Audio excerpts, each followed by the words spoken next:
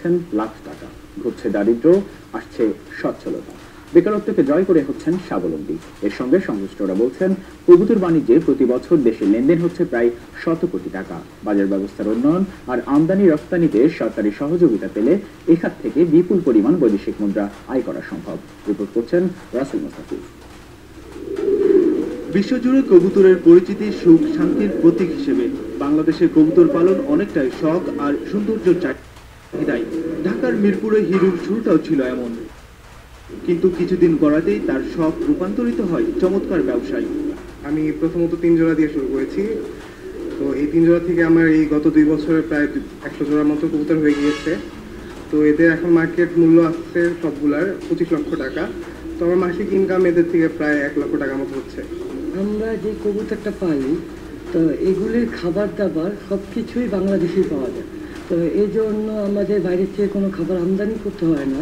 বিশ্বের 120 প্রজাতির কবুতরের মধ্যে বাংলাদেশে রয়েছে হলুদ জ্যাকোবিলম, ব্লু কিং, পোটার বল, বোখারা, স্ট্রেচার সহ প্রায় 30 জাতের কবুতর।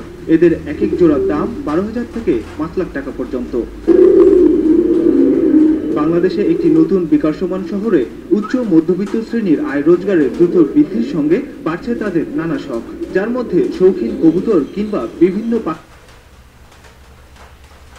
পোষা অন্যতম।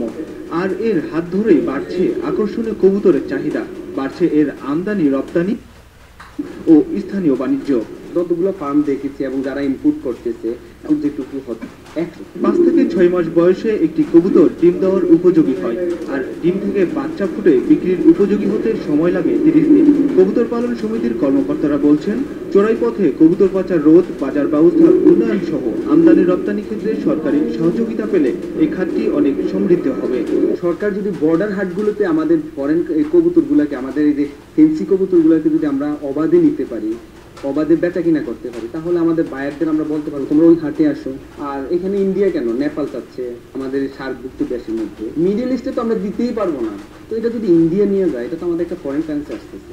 এই মুহূর্তে বাংলাদেশের সবচেয়ে বড় বাজার ভারত, এছাড়াও চাহিদা রয়েছে নেপাল, ভুটান সহ এশিয়ার অন্য দেশগুলোতেও। এই খাতটিকে যথাযথভাবে গড়ে তুলতে পারলে এখান থেকে বিপুল বৈদেশিক মুদ্রা আয় করা সম্ভব বলছেন বিশেষজ্ঞরা। Rasel Mustafiz, S A TV, Dhaka.